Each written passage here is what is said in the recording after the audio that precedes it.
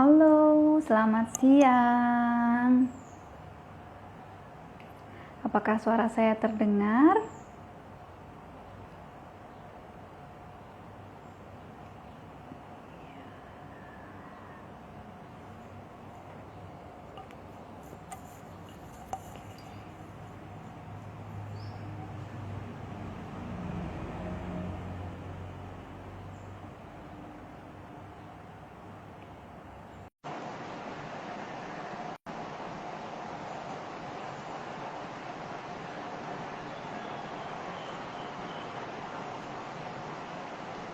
Assalamualaikum. Waalaikumsalam warahmatullahi wabarakatuh. Mam Ika, suara saya terdengar? Iya, Ya, alhamdulillah. Oke. Halo, selamat siang semuanya. Hari ini hari Sabtu tanggal 25, tanggal berapa ini ya? 20 26. nah, Hari Sabtu tanggal 26, siang ini kita ngopi siang. Ngobrol pintar, siang-siang bareng kompak. Hari ini temen ngopi saya itu adalah Mam Ika. Ya. Halo halo. Mam Ika. Ya, alhamdulillah siang ini bisa bergabung tepat waktu hari ini. Terima kasih banyak loh Mam Ika. Ya. Iya,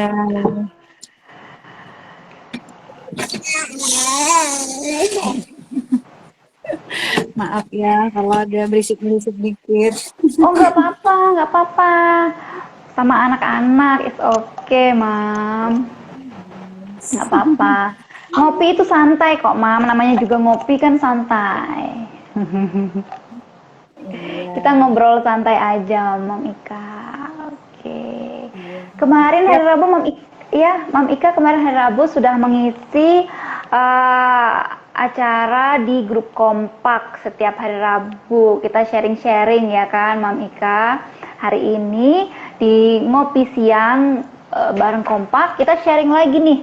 Sharing lagi apa yang kemarin hari Rabu sudah istilahnya dibuka sedikit-sedikit oleh Mam Ika nih. Jadi hari ini walaupun temanya sama, temanya adalah memahami kebutuhan anak usia dini, tapi pasti selalu ada perbedaan dari yang kemarin di grup dan sekarang yang kita adakan live ngopi kompak ini, ngopi siang bareng kompak ini, Mam Ika. Gitu. Oh iya, ngomong-ngomong Mam Ika ini adalah pengajar ya, Mam Ika ya? Iya, betul. Ini sama ya Mbak apa Ibu nih? Apa aja boleh. Iya, saya pengajar Mbak di sekolah swasta di Tangerang Selatan. Saya Hmm, ngajar levelnya SMP SMA. Tapi sebelumnya mm-mm. saya pernah les privat juga dari tingkat SD Hmm. sampai SMA. Wah, pengalamannya luar biasa ya. Memang mendedikasikan diri untuk menjadi seorang pengajar, luar biasa banget. Pasti sangat sabar nih Mami kan nih. Wah, luar biasa. Apalah saya ya. Masya Allah. Mam Ika, ini Ya, hari ini kita membahas tentang kebutuhan anak usia dini. Gitu. By the way, anak Mam Ika usianya berapa nih? sekarang 6 tahun, Mbak. Oh, 6 tahun ya, masih di fase-fase golden age juga nih. Kan 0 sampai Iya, 8 tahun ya. iya. Jadi Luar masih lah, biasa. masih relate insya Allah mudah-mudahan. Amin, amin, amin, amin, amin. Berarti TK atau SD nih Mak Mika nih anaknya nih? TK-nya udah lulus, cuman saya pending masuk Hmm. SD-nya karena banyak Oh iya, pertimbangan iya, sih iya, ya. iya, iya, Pertama, oke, oke, oke. kan sekolahnya masih online gitu kan. Saya pengen Mm-mm. kalau online kayaknya sosialisasinya agak kurang gitu kan. Mm-mm, Kemudian yang mm-mm, kedua, saya pengen dia lebih siap. Lebih siap mm-mm. dalam artian bukan cuman siap baca tulis hitung gitu ya, itu juga saya Iya, siapkan betul, juga betul, gitu kan. betul. Saya pengen dia masuk SD tuh nggak kayak TK kemarin kan, karena pasti lebih banyak tuh pelajarannya, orang-orangnya kayak gitu. Jadi memang saya pending tahun, insya Allah tahun ini saya mau masukin dia SD. Oke. Berarti memang memang dipersiapkan secara kesiapan anak, nggak hanya untuk baca tulisnya, tapi lebih kepada pribadinya anak atau lebih ke perkembangannya gitu ya, Mam Ika ya. Iya, terutama sih memang baca tulisnya ya. Kalau sebenarnya Hmm, kalau ngikutin apa ya, kalau dari keluarga sih bilangnya dia udah siap gitu. Cuman hmm, saya pengennya aku ntar dulu deh gitu kan, biar gimana juga kita oke. pengen dia lebih siap ya. Gitu. Hmm, ya. Oh ya, berarti Mam Ika memang sudah mempertimbangkan bagaimana kesiapan anak ya. Oke, Mam Ika boleh dong di-sharing bagaimana ini eh, mempersiapkan anak, mempersiapkan tumbuh kembang anak, kebutuhan kebutuhan anak sejak usia dini, kebutuhan tumbuh kembang anak usia dini. Kalau pengalaman saya kemarin sih sejak hamil saya sudah persiapan karena saya kebetulan pernah Mm-mm. keguguran, Mbak. Jadi Oh, begitu saya begitu. dikasih hamil lagi, saya evaluasi tuh refleksi gitu kan sama Mm-mm, pasangan, mm-mm. kenapa kok bisa begitu gitu ya. Terus akhirnya Mm-mm. setelah dikasih rezeki lagi, ya dipersiapkan dengan baik gitu. Artinya em, saya bisa dibilang agak ekstrim ya. Saya nggak tahu sih mama yang lain. Cuman kalau di saya tuh benar-benar puasa kayak Indomie. Saya Mm-mm. sampai berhenti pakai skincare yang nggak jelas gitu kandungan kimianya. Jadi bener-bener bisa dibilang selama hamil pertama tuh kucel ya saya. Bukan karena saya nggak care gitu, tapi justru karena saya pernah kehilangan gitu. Saya nggak mau Iya, terulang lagi. Jadi benar-benar saya strict sama diri saya sendiri gitu. Jadi menjaga ya. yang oh, benar-benar ngejaga. Jadi makanan apa segala macam itu benar-benar saya jaga gitu. Dan itu sampai saya menyusui baru agak sedikit longgar ya. Tapi tetap Mm-mm. tetap saya batasin gitu. Kayak misalnya kalau lagi pengen Indomie gimana, Mam? Ya saya paling cicip dikit gitu. Terus Mm-mm. kalau misalnya kayak sabun sampo tuh saya ganti baby semua, sampo sabun Mm-mm. baby kayak gitu. Jadi benar-benar yang saya memang persiapkan banget gitu. Ada sih mama yang lain nggak segitunya, tapi itu mungkin pengalaman saya ya. Jadi saya memang benar-benar mempersiapkan sejak awal gitu. Termasuk juga nanti setelah lahiran mau apa, apakah normal atau sesar gitu kan. Terus mau Mm-mm. di rumah sakit, mau di bidan kayak gitu. Terus nanti pengasuhannya bagaimana. Jadi itu memang apa ya menjadi pendiskusian kami di keluarga gitu, Mbak. Oke, oke. Nah, terkait dengan anak pas usia-usia golden age nih, bagaimana sih Mam Ika ini menstimulasi anak ketika masa-masa tumbuh kembang di awal-awal masa tumbuh kembangnya? Di awal-awal itu kan karena saya memang new mom gitu ya, sempat yang kesulitan jangankan menyusui ya mengasihi gitu.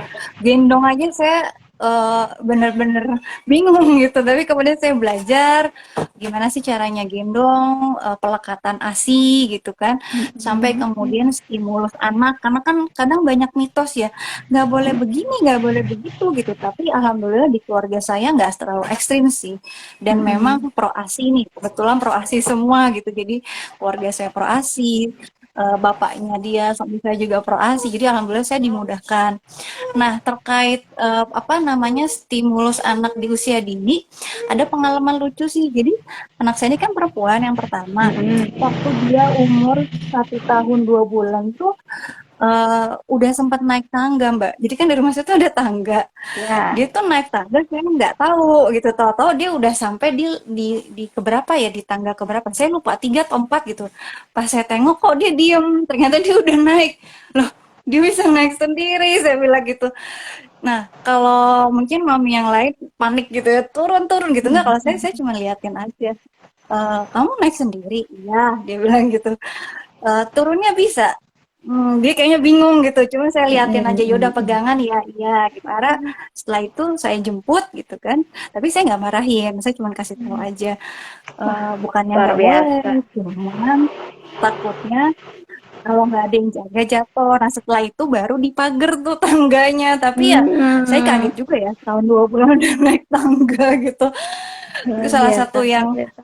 apa ya, yang bikin saya pengalaman baru sebagai ibu yang mengagetkan tapi menyenangkan gitu, Mbak. Iya, iya, iya. Padahal kalau seperti itu ya biasanya kalau di ilmu yang terkini itu kalau anak belajar naik tangga itu Mam Ika udah bener banget. Jadi membiarkan anak tidak histeris ketika anak tahu dia ketika Mam tahu anak itu sudah di atas itu luar biasa banget. Kesiapan mental Mamika tuh udah ternyata memang sudah tersiapkan dari pengalaman yang sebelumnya ya, kehilangan akhirnya Mamika bisa lebih siap menghadapi pola perilaku, pola anak gitu tanpa harus panik, histeris gitu. Saya yakin juga ini karena Mamika seorang pengajar, jadi Mamika mempunyai cukup edukasi bagaimana menangani anak-anak di usia dini, di usia-usia emasnya mereka. By the way, Mam, berarti waktu awal-awal pandemi itu anak juga ikut kelas Zoom ya, kelas online ya, Mam ya, waktu masih TK itu. Kebetulan kan TK-nya deket rumah ya Mbak. Jadi, nah itu juga kita lucu nih. PAUD itu kan sebenarnya bisa usia 3, bisa usia 4 gitu ya. Nah karena Iya. anak saya ini kelebihan energi gitu kan, bisa dibilang kelebihan energi, maunya lompat-lompat ke sana ke sini. Akhirnya disekolahin lah itu waktu usia 3 tahun. Nah itu belum pandemi waktu itu, jadi masih sekolah. Terus lagi kelas TKA, TKB. Nah, waktu kemarin di TKB itu kan sudah mulai pandemi. Tapi mungkin ada pertimbangan dari sekolahnya gitu ya, dari bu guru, dari sekolahnya bahwa online ini nggak efektif. Akhirnya dibagi 2 shift gitu. Jadi ada shift Oke. pagi, shift siang, tetap masuk kayak gitu. Alhamdulillahnya itu sih, jadi tetap tatap muka sih Mbak.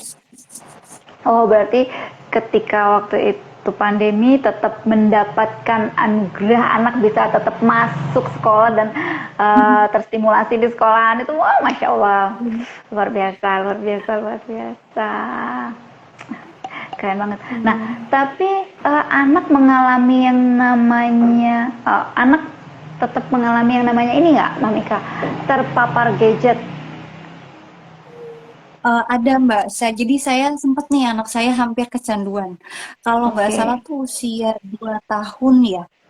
Waktu itu kan sebenarnya saya nggak sengaja, saya cuman kayak ngasih, lebih kayak mengajarkan bahwa ini loh kosakata baru, ini tuh hewan, lagu, lebih ke lagunya gitu. Tapi Berarti mungkin edukasi karena lewat saya gadget skip, gitu ya. tapi kayaknya saya sempat skip. Jadi waktu itu dia sempat pegang tuh gadget dan udah malam waktu itu. Belum tidur, biasanya kan saya strict ya, jam sekian harus tidur gitu. Nah waktu itu dia sempat kelewat batas tuh, akhirnya karena nggak bisa dikasih tahu, saya ambil gitu ya, saya ambil gadgetnya, saya umpetin. Nah pasti respon anak tantrum gitu kan, guling-guling tuh Oke. itu sampai ada mungkin kurang lebih 1 jam ya Mbak. Itu benar-benar ngamuk, itu ngamuk gitu. Oh, Nah, jadi tantrum waktu 1 jam. setelah Jadi kayak kayak ngambek, ngambek, ngamuk. Oke, oke. mm, sempat kayak gitu. Nah, awalnya saya pengen peluk dia, cuman karena tenaganya cukup kuat gitu kan, dan dia nggak mau. Akhirnya saya tunggu reda dulu gitu, benar-benar saya awasin, saya tunggu dia reda dulu, nangisnya berhenti. Setelah dia lelah, baru dia ke saya gitu. Setelah itu baru Oke. kita ngobrol, saya kasih tahu kenapa kayak gitu. Pernah tuh, itu hampir kecanduan, habis itu udah nggak pernah lagi. Dibatasi berarti ya. Terus sehari anak bisa memegang gadget berapa jam? Kalau sekarang sih di rumah hanya hari Minggu ya Mbak.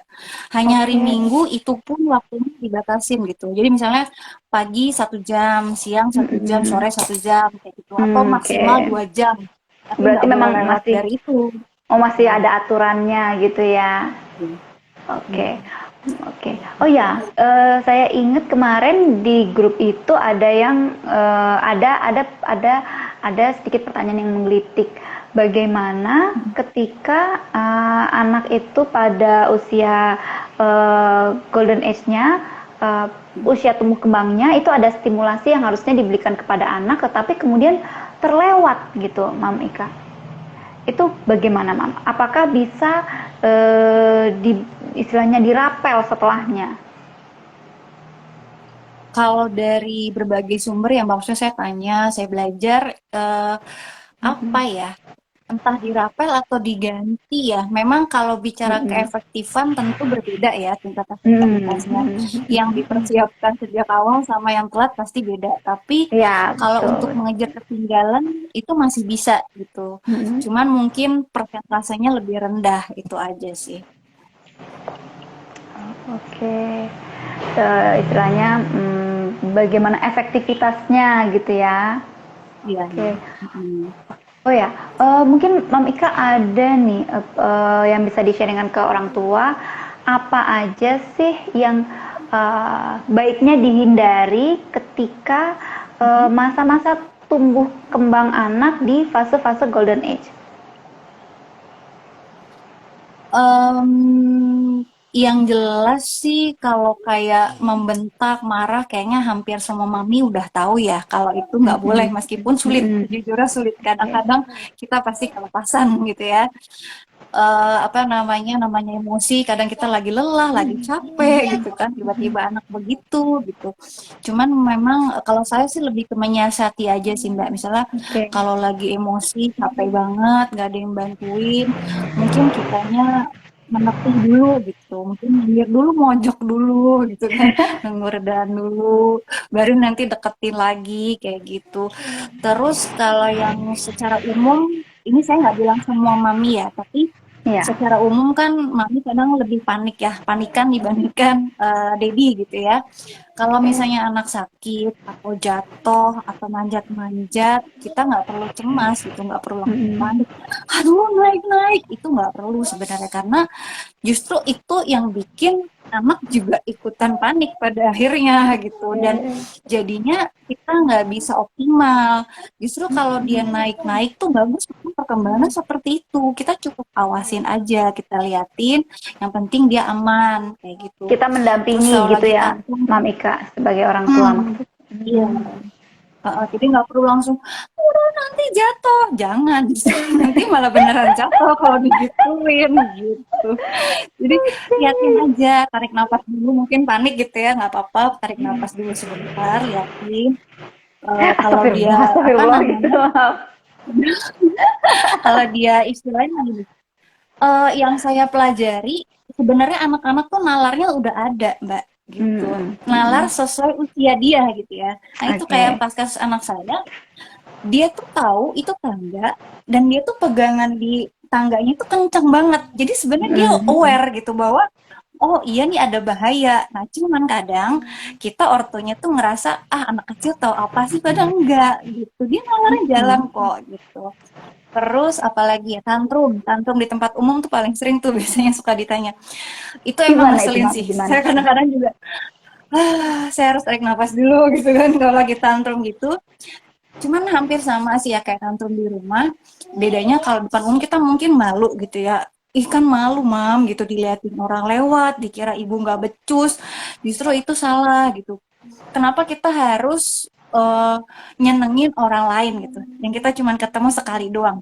Padahal yang harus kita prioritaskan kan anak kita ya, hatinya gitu kan. Mhm, Kalau dia betul, lagi betul. tantrum, kalau bisa dipeluk peluk gitu, kalau bisa peluk peluk gitu ya, kalau tenaganya kuat banget misalnya kita mungkin lagi hamil atau sampai ditendang-tendang mungkin nggak bisa, ya udah kita awasin kayak tadi, awasin dari jarak yang cukup gitu, kita awasin jangan sampai dia nyakitin diri sendiri gitu, atau nyakitin orang lain.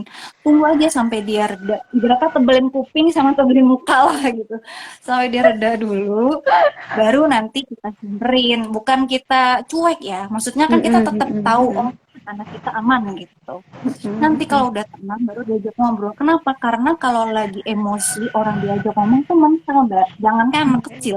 Kita nih Orang lagi dewasa ya, kesel bener, sama bener, bener. pasangan gitu ya.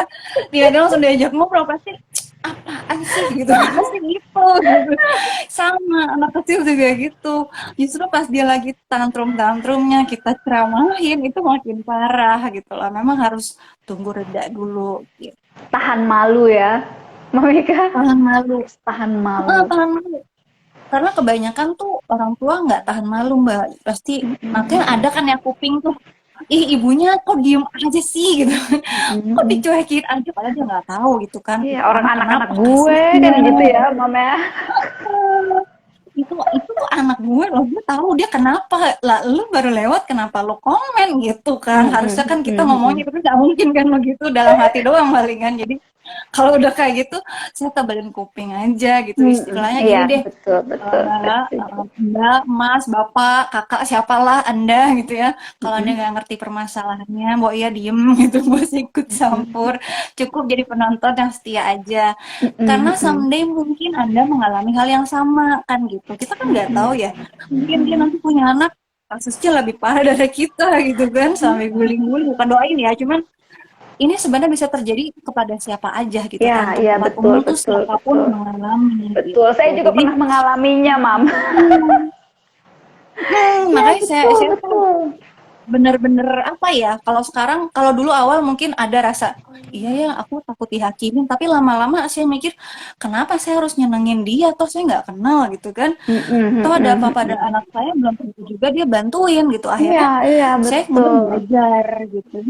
Saya belajar kemudian, oh ya udahlah orang mau ngomong apa kek, yang penting saya tahu itu anak saya baik-baik aja gitu. Mm-mm, mm-mm. Itu yang kadang-kadang saya temukan di diri orang tua itu masih belum bisa gitu. Maksudnya Hmm, masih ada aja rasa nggak enakan lah, nggak enak dikomentarin lah gitu kan, ngerasa mm-mm. nggak becus lah jadi ibu. Padahal itu semua cuma di pikiran kita aja gitu. Kan nggak ada ibu yang sempurna ya kan, Mam? Iya, apalagi di mata orang lain ya, Mam ya. Karena itu anak-anak Betul yang kita dan kita yang paling mengerti kondisinya saat itu. Kalau kita mengalah ketika anak itu tantrum di tempat umum gitu, jadi itu bisa menjadi bumerang buat kita ke depannya kan gitu ya, Mam ya. betul, betul, betul. Nanti kalau bisa kita kalah nih, kita ke tempat Hmm, lain lagi, kasusnya sama, dia tantrumnya lebih parah lagi. Jadi bertambah gitu levelnya. Itu kalau udah makin parah, udah makin susah ditanganin. oke, Gitu. oke. Well, oke, seru banget, seru banget. Nah, dari obrolan Mam Ika ini yang bisa saya tangkap adalah ketika anak itu sedang berusaha menghadapi masalahnya sendiri, kita sebagai orang tua itu cukup mendampingi saja, mendampingi, mengamati, dan kemudian membantu anak jika memang itu diperlukan oleh anak, seperti itu ya, Mam ya. Kemudian untuk di masa-masa golden age kita sebagai orang tua memang harusnya mempersiapkan diri kita untuk mendampingi anak, memberikan stimulasi yang tepat kepada anak sesuai dengan usianya. Dan yang pasti ketika masa golden age kita sebagai orang tua harus menghindari uh, apa itu namanya, membentak nada tinggi kepada anak ya kan, Mam, karena itu bisa mengganggu perkembangan anak selanjutnya, jiwa anak selanjutnya, begitu ya Mamika ya. Oke, kemudian gadget ya, karena gadget itu kalau kita tidak memberikan batasan, seperti cerita Mamika tadi, anak bisa kemungkinan terkena kecanduan itu, ya kan. Dan kalau sudah candu akan sangat sulit sekali untuk mengatasinya. Nah, kita sebagai orang tua, ya, mendampingi anak itu wajib, memberikan batasan dan kita tegas itu wajib ya Mam Ika, tapi kita harus menghindari dari emosi yang meledak-ledak gitu. Seperti Mam Ika tadi bilang, bagaimana Mam Ika untuk mengatasi emosi tadi, untuk menghadapi anak itu kita harus mengambil waktu kita dulu sendiri sampai kita bisa berpikir dengan tenang. Seperti itu. Mungkin ada yang mau disampaikan lagi, Mamika? Kalau saya sih itu Mbak, sepengalaman saya sejauh ini dari belajar juga sana sini, stimulus yang sering ya, terutama yang sering kan pasti masalahnya saat anak tangtung depan umum, gadget Mm-mm. gitu kan, itu sering banget. Mm-mm. Terus anak naik-naik, naik tangga, naik pagar, naik apapun itu juga sering banget. Itu kayaknya umum banget ya, hampir semua orang tua Mm-mm. mengalami itu gitu. Kalau yang lain-lainnya kayak apa ya, stimulus di usia bayi, balita, beda lagi sih. Karena kayak misalnya gini. Kalau di bayi kan dia lebih ke misalnya tengkurap ya kan, merangkak. Nah, itu kan fasenya udah beda gitu ya. Kalau misalnya itu memang kita harus konsultasi juga dan kita juga banyak tanya karena kadang perkembangan bayi satu sama bayi dua tuh berbeda gitu. Ada yang misalnya jalannya cepat, ada yang jalannya lama gitu. Tapi memang secara umum itu pasti ada panduan gitu kan. Misalnya oh 3 bulan udah harus bisa tengkurap ya, kayak gitu kan. 6 bulan udah harus bisa merangkak. Nah, itu pasti ada panduannya. Kalau misalnya kelewatannya jauh banget, kayaknya kita emang harus tanya gitu ke expert. Iya. Ini normal gak sih gitu kan? Kalau nggak normal tuh di mana saya harus mengejar misalnya kayak gitu. Kalau normal saya tunggu berapa lama? Nah mungkin itu ya kadang-kadang sebagai orang tua baru kita kayak ragu gitu. Ini harusnya ditanya atau enggak sih kayak gitu kan ya kadang-kadang seperti itu. Kalau saya alhamdulillahnya anak saya termasuk normal gitu bahkan normal cenderung cepat ya. Tapi ada juga yang orang tua lain yang agak lama gitu. Karena kalau anak saya di awal-awal itu waktu dia belum bisa ininya belum tegak gitu ya ngangkat tangkuk itu kepalanya tuh udah begini-begini Mbak. Jadi Oke, bener-bener apa ya cepat. dia kayak melebihi umurnya gitu. Tapi kan tidak semua anak seperti itu gitu kan. Iya, Ini betul. benar-benar yang berbeda gitu. Nah, dia tuh tidur tengkurap itu tuh senang banget tuh usia 2 bulan, 3 bulan bahkan kan kita pernah dengar yang kematian mendadak ya kalau misalnya dia begini gitu kan. Iya, Nah, iya betul. anak saya tuh yang pas 2 bulan atau 3 bulan tuh dia udah bisa ngatur nafasnya sendiri gitu. Jadi kalau lagi begitu dia begini. Nah, lagi-lagi nggak Miring setiap anak gitu. begitu. Ya, iya, Makanya saya bilang beda-beda perkembangannya dan dia iya termasuk cepat. betul. Saya bilang normal cenderung cepat. Jadi di usia 3 bulan udah bisa tengkurap sendiri bolak-balik. Dia di usia 6 bulan udah merangkak, bahkan udah mulai duduk gitu ya. Dia jalan tuh udah 9-10 bulan udah jalan. Tapi lagi-lagi setiap anak berbeda. Makanya kita harus aware gitu. Kapan kita harus tanya ke expert gitu ya.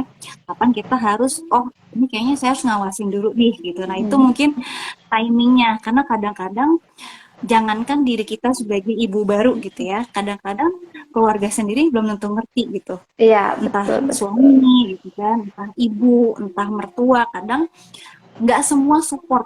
Itu jujur aja, itu nyata kok. Nggak semua support. Nah, kalau misalnya kita merasa sendiri, misalnya yang simple deh, ASI aja. Kita pengennya ngasih ASI gitu kan, Iya. eksklusif. Tapi ternyata lagi-lagi nggak semua keluarga support itu gitu. Ada aja yang udah gak usah ASI, support aja. Itu ada aja yang kayak gitu. Nah, Iya, iya, iya, sedih, sedih. lagi-lagi kita harus harus bijak gitu. Kalau misalnya masalahnya bukan masalah medis, lebih kayak asinya seret gitu, mungkin karena nggak pede, putingnya kecil apa, nah itu menurut saya bisa diatasi. Tapi satu, kita harus percaya diri dulu gitu, Ya, yakin bahwa oh saya sebagai ibu bisa nih ngasih anak saya ASI gitu ya. Tapi kalau masalahnya medis, ya itu kita harus konsultasi. ya, Lagi-lagi meskipun kita sendiri bukan berarti kita kalah gitu. Kita jangan ya. nyerah. Pasti ada yang mendukung kita. Mungkin dari konselor ASI gitu kan. Dari sesama ibu muda yang pro ASI juga misalnya kayak gitu. Jadi jangan pernah merasa sendirian itu sih. Karena yang Ya. saya banyak lihat tuh karena ibu-ibu merasa sendirian akhirnya dia nyerah. Mungkin dalam hatinya aku pengen kasih ASI tapi nggak ada yang mendukung akhirnya nyerah. Misalnya kayak gitu. Ya, ah Atau udahlah nanti gitu. udah kan saya capek misalnya kayak gitu atau dia pengen stimulus apa nih dia tahu nih bahwa oh stimulus usia bayi itu begini balita begini tapi lagi-lagi nggak didukung akhirnya dia nyerah. Nah itu jangan, kenapa? Karena penyesalannya terlambat. Pasti nanti setelah berkembang kita baru sadar aduh ini ternyata fatal ya dampaknya karena saya dulu nggak berjuang gitu. Padahal kalau saya tahu nih dia harusnya diginiin stimulusnya misalnya kan, tapi karena menyerah terus kita ikut aja, akhirnya begitu tumbuh kembang baru kelihatan, oh dia miss di sini. Nah, jangan sampai seperti itu karena nggak bisa Ya, diulang ya, gitu ya, pertumbuhan betul, anak. betul, betul, betul, betul. Stimulasi tumbuh kembang di awal-awal usia itu ya, di Ya, usia-usia 0 sampai 1 tahun itu, karena di situ benar-benar stimulasi perkembangan motorik yang mendukung tumbuh kembang selanjutnya. Betul. Nah, makanya memang diperlukan support group seperti Kompak nih, ya kan, Mam? Karena support group seperti Kompak, Komunitas Peduli Anak, kita isinya adalah orang tua yang tentunya kita semua di Kompak itu adalah orang tua yang memutuskan untuk menjadi orang tua yang ingin selalu bertumbuh untuk terus menjadi lebih baik untuk anak. Lagi-lagi semuanya adalah untuk anak. Ya, untuk kita juga, untuk kita para orang tua, untuk kita tetap sehat secara mental dan fisik, sehingga ketika kita sehat mental dan fisik, kita dapat memberikan yang lebih baik setiap harinya kepada anak, kepada tumbuh kembang anak. Seperti itu kan, Mam Ika. Ya, terima kasih banget nih Mam Ika nih. Wah, ternyata sudah setengah jam kita ngopi siang ini. Gitu. Oh iya, Mam Ika, ini saya juga mau memberikan info kepada mama-mama dan papa-papa semua yang saat ini sedang nonton live kita dan yang nanti melihat siaran ulang ngopi siang ini. Saya mau memberikan info bahwa nanti di bulan Maret Kompak ada acara mingguan, seminggu 2 kali itu akan berisi tentang parents must know. Bahasa Inggrisnya agak kacau nih. Parents must know, PMK. Nah, itu adalah Zoominar series yang akan diisi oleh pembicaranya itu Bunda Lucy. Ya, Bunda Lucy itu founder dari Kompak gitu. Bunda Lucy itu esoteric parenting dan profesional total life coach, dan pengalaman Bunda Lucy di bidang anak itu sudah di bidang psikologi, di bidang parenting, di bidang terapi anak itu sudah lebih dari 30 tahun. Jadi Bunda Lucy itu sudah expert sekali. Nah, acaranya nanti selama bulan Maret itu temanya tentang parenting dan relationship, seperti itu. Ada bagaimana cara mencegah pasangan dari yang namanya selingkuh. Bagaimana itu tema berikutnya adalah toxic relationship. Nah, toxic relationship ini yang biasanya terjadi tapi tidak disadari. Nah, kemudian yang lagi ini layangan putus. Nah, bagaimana tentang sindrom layangan putus, menyibak 5 dampak perceraian bagi psikologis anak. Nah, di situ akan dikupas bagaimana dampaknya kepada anak secara psikologis. Kemudian ada emosi dasar anak. Nah, ini sangat diperlukan oleh parents-parents yang tentunya setiap hari akan menghadapi perkembangan anak. Bagaimana dari anak kecil ke remaja, otomatis itu emosinya pasti akan sangat berbeda, seperti itu. Nah, untuk acara tersebut akan ada investasi yang dikeluarkan oleh mama papa, tapi investasinya itu tidak sebanding dengan apa yang akan didapatkan mama papa semua ketika join PMK itu, karena fasilitasnya ada sertifikat, kemudian rekaman Zoominar dan program parenting academy yang luar biasa besarnya. Parents akan disupport oleh Kompak dan akan memiliki kesempatan konsultasi tentunya dengan Bunda Lucy secara langsung gitu. Kita aja di grup Kompak juga mendapatkan kesempatan konsultasi, ya kan Mam? Apalagi jika menyempatkan untuk ikut acara PMK-nya nanti, begitu. Oke, Mam Ika, terima kasih Mam Ika sudah sharing siang ini, ngopi bareng Kompak, ngopi siang bareng Kompak. Semoga di kesempatan berikutnya akan bertemu lagi dengan Mam Ika dan kita akan membahas seputar anak yang lebih seru lagi. Temanya tentunya akan berbeda dan saya yakin mama papa semua insya Allah akan mendapatkan informasi yang baru dan informasi yang selalu baru dari perbincangan Kompak ini, perbincangan ngopi kita kita bareng-bareng itu. Oke. Terima kasih Mam Ika atas kehadirannya, terima kasih atas sharingnya, terima kasih telah meluangkan waktunya siang hari ini Mam Ika. Terima kasih Mbak Mita. Oh ya Mbak, ini terakhir ada yang Ya. tanya nih, nanti Mm-mm. mungkin bisa direspon sama Mbak Mita. Mm-mm. Ada yang tanya, kalau 2 minggu pertama lancar ASI, setelah sakit berhenti, kenapa nggak keluar ya ASI sampai 1 bulan ini? Dari Ismail ya kalau nggak salah. Ismail. Ada yang tanya nih Mbak, mungkin bisa direspon. Oh, oke. Mam Ika mau menjawabnya? Dan nanti mungkin bisa ditambahin sama Mbak Mita kali ya. Oh ya, oke. eh ini Mam, kalau pertama lancar ASI, kemudian setelah sakit berhenti, mungkin harus dicek dulu sakitnya apa ya? Maksudnya Ya. apakah sakitnya cukup parah berhubungan dengan hormon atau gimana? Itu yang pertama. Kemudian kalau sakitnya nggak terlalu parah, biasanya lebih ke psikologisnya sih. Jadi mungkin mami lagi stres atau ada tekanan dari keluarga gitu ya. Kenapa sih ASI nggak keluar? Nah, itu justru bikin ASI makin nggak keluar. Semakin Mm-mm. kita stres, kita dipaksa entah harus ASI atau harus stop ASI gitu. Itu sama tuh Mm-mm. tingkat stresnya. Itu membuat ASI jadi nggak lancar. Itu Iya. yang kedua. Jadi harus dicek nih keadaan mentalnya mami gimana. Apa karena Mm-mm. stres gitu ya, ditekan harus ASI, ASInya harus banyak atau karena ASInya dikit, atau justru disuruh stop ASI, itu harus dicek. Kemudian yang Mm-mm. ketiga, bisa juga karena mastitis, jadi mampet ASInya, dan itu harus Mm-mm. dipijat dulu. Iya. Emang sakit banget, saya pernah ngalamin itu. Tapi kalau nggak dipijat, justru jadinya sakit meriang gitu ya. Kalau Mm-mm. dibiarin bisa tumor. Jadi sebaiknya memang diatasi, dipijat, cari orang yang memang bisa untuk memijat itu gitu, memijat PD Mm-mm. kita. Mm-mm. Untuk sementara bisa pakai air panas dulu, di apa namanya, ditekan di PD-nya Mm-mm. biar hasilnya lancar dulu sambil dipijat-pijat kalau belum ada. Itu mungkin ya 3 ya. Nanti Mbak Mita bisa nambahin. Ya, betul Mam Ika yang sudah Mam Ika jawab itu memang seperti itu.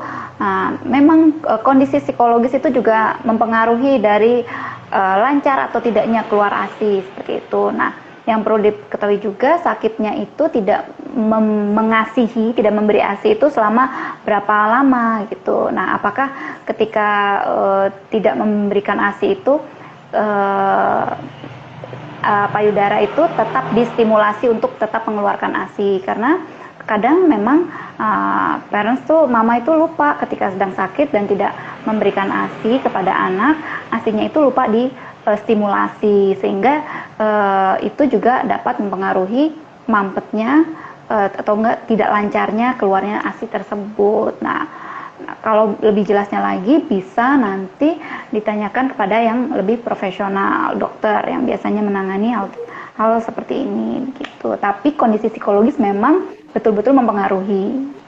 Seperti itu ya kan Mam Ika, karena Mam Ika juga sebelumnya pernah mengalami juga kan. Nah, iya seperti itu. Oke. Apakah sudah Oke, sepertinya itu pertanyaannya yang ada di hari ini. Oke, karena sudah jam 13.40. Oke, mungkin sudah waktunya kita pamit dari Ngopi Siang. Nanti akan bertemu lagi.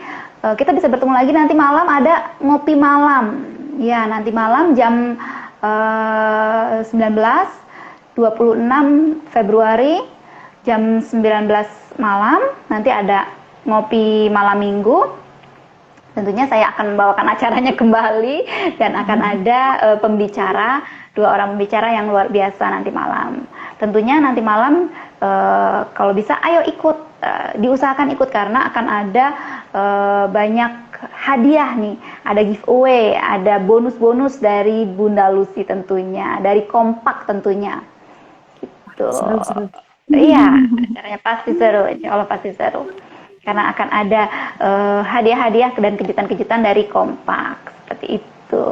Oke deh, Mam Ika, terima kasih banyak atas waktunya. Terima kasih sudah menjawab pertanyaan dari mama-mama yang bergabung pada siang hari ini. Iya, terima kasih juga Mbak Mita. Assalamualaikum, selamat siang. Selamat siang.